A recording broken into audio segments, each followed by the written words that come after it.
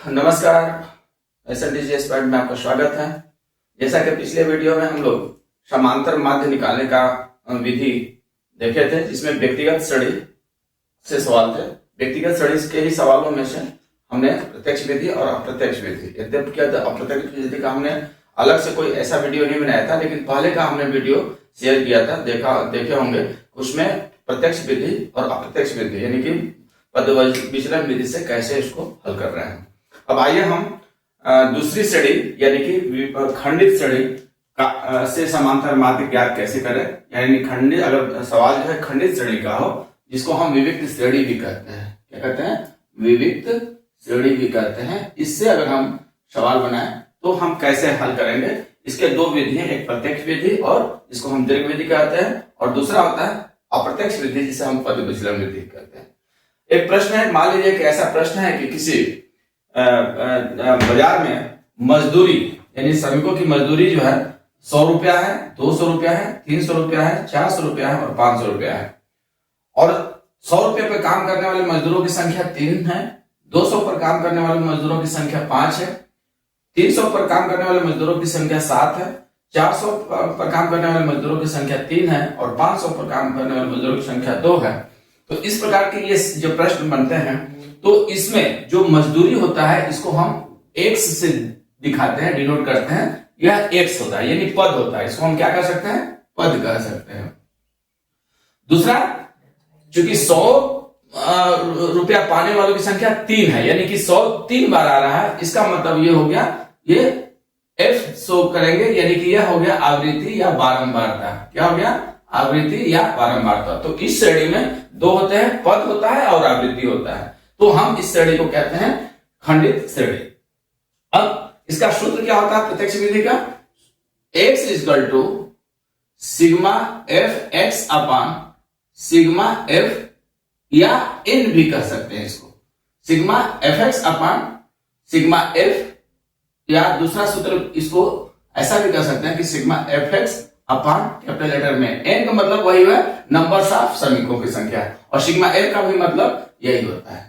अब यहाँ sigma f x का मतलब हो गया, सिग्मा मतलब जोड़ होता है, एफ एक्स मतलब एफ मल्टीप्लाई एक्स, यानी कि पद में आवृत्ति का जब गुणा करेंगे तो हमको एफ एक्स मिलेगा, और उसको हम जोड़ देंगे तो क्या मिलेगा?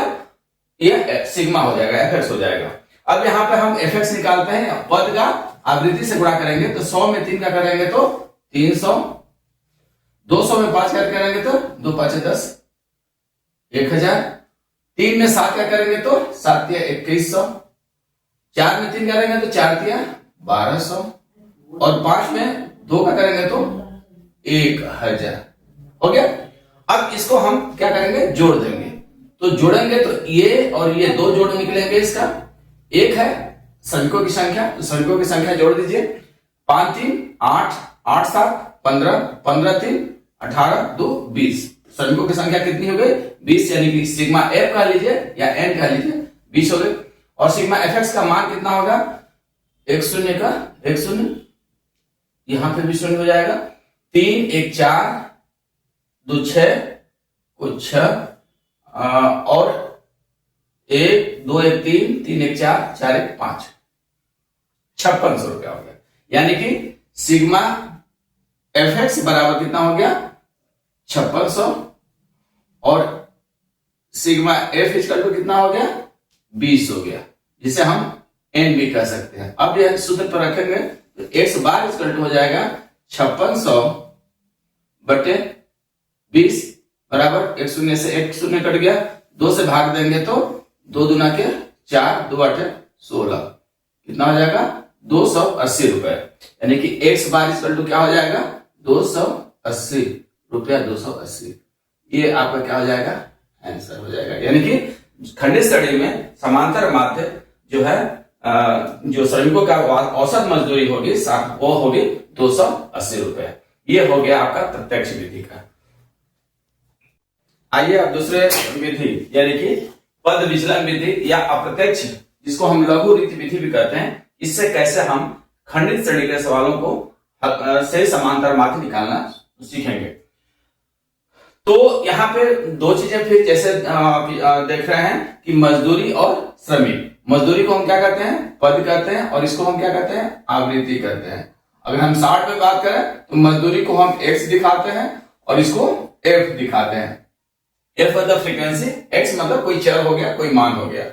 अब यहाँ पे लघु रीति या पद विचलन विधि, पद विचलन मैंने पद से कितनी दूरी पे है, तो पद इसका सूत्र जो हो जाता है x bar equal to a plus sigma f d x upon sigma f, या यूं कहें तो a plus sigma f d x, sigma f d x upon N.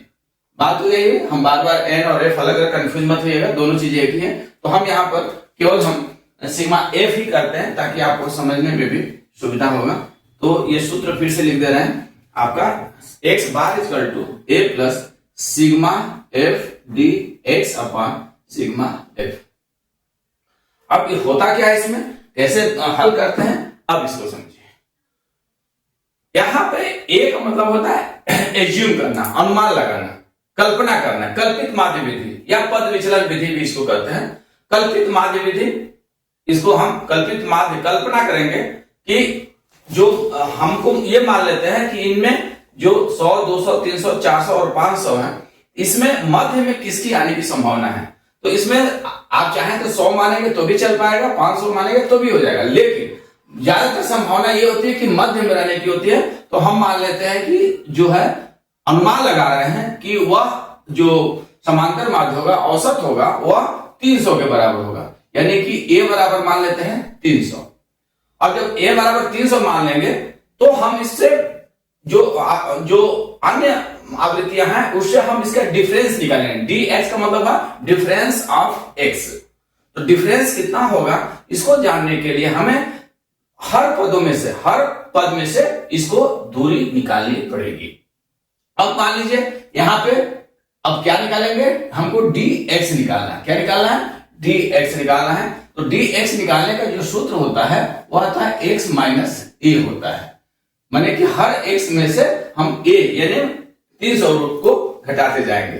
अब यहां से हम समझ आसान होता है थोड़ा सा 300 में से 300 निकालना। जैसे यहां से हम निकाल दिए कि 300 माइनस 300 बराबर कितना हो गया, 0 हो गया।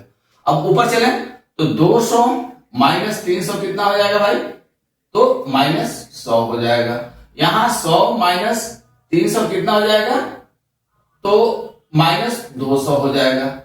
फिर उसके बाद यहां पे 400 माइनस 300 कितना हो जाएगा, आपका 100 हो जाएगा। और यहां कितना हो जाएगा आपका 500 माइनस 300 बराबर हो जाएगा 200। ये आपका क्या निकल गया, dx निकल गया। क्या निकल गया, dx। ये मान किसका है, dx का। और हमें निकालना क्या है, f dx, यानी कि अब f में इसका मल्टीप्लाई होगा तो यहां f dx हो जाएगा। f dx निकालेंगे तो कितना हो जाएगा, अब इसका मल्टीप्लाई इसमें करेंगे तो 2 तिया 6 माइनस 600 हो जाएगा। 5 में माइनस 100 का करेंगे तो क्या होगा, माइनस 500 हो जाएगा। फिर 7 में 0 का करेंगे तो ये 0 हो जाएगा। 3 में 100 का करेंगे तो कितना हो जाएगा, 300 हो जाएगा। 2 में 200 का करेंगे तो कितना होगा, 400 होगा। अब यहां पे हम इसको क्या करेंगे, जोड़ देंगे। जोड़ने आता ही होगा। जोड़ने का तरीका ये होता है कि प्लस को एक तरफ और माइनस को एक तरफ कर देते हैं। तो जो प्लस होता है, अब प्लस इसमें देखिए माइनस कितना है, 600 और 500 कितना हो गया, यहां माइनस 1100 हो गया। इसका मतलब यहां पे माइनस 1100 हो गया। और ये कितना हो गया, 7 4 4 3 7, यानी कि प्लस 700। ये दोनों क्या हो जाएंगे, जुड़ेंगे। अगर हम इसको जोड़ेंगे तो क्या हो जाएगा, 0 0 और ये 7 4 11 400, यानी कि माइनस 400 हो जाएगा। ये क्या आ जाएगा इसका, सिग्मा एफ डी एक्स क्या हो जाएगा, equal to sigma f d x equal to ऋण 400। और इसका हमने पहले भी निकाला था, कितना हो रहा था, ये 20 हो रहा था। अब इसका जब हल करेंगे तो a बराबर कितना हो गया, a बराबर 300, सिग्मा f बराबर 20 और sigma f d x equal to कितना हो गया, माइनस 400।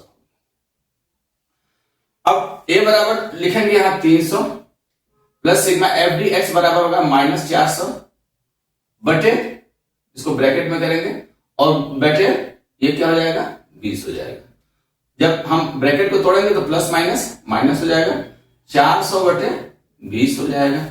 ये कटेगा कितना हो जाएगा 20 हो जाएगा, यानी कि 300 माइनस 20 बराबर क्या होगा 280, यानी कि x बराबर क्या होगा 280 रुपया 180। ये क्या हो जाएगा इसका समांतर माध्य या औसत होगा। यानी पद विचलन विधि से भी हम इसका अगर निकालेंगे खंडित श्रेणी तो इसका समांतर माध्य कितना आ रहा है 280 रुपए आ रहे हैं।